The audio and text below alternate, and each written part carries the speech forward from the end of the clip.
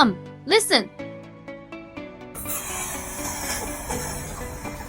Did you hear that? When I just unscrewed the fuel tank cap, I heard a popping sound. In this case, if you take your car to a repair shop, they just let you add gasoline accelerant. A lot of money was spent, but the problem has not been solved at all. Today I will tell you the real reason. It's this activated carbon canister solenoid valve. We have it on every car. If it breaks, steam has entered the fuel tank and cannot come out, causing it to be blocked. So when we refuel, the anti-overflow function will be triggered. If you always smell an angry oil smell when you start your car when it's cold in the morning, or your car's fuel consumption is particularly high, buy a new one and replace it. The problem will be solved immediately. How about it? Isn't it very simple? Have you learned it? Follow me. Learn car knowledge every day.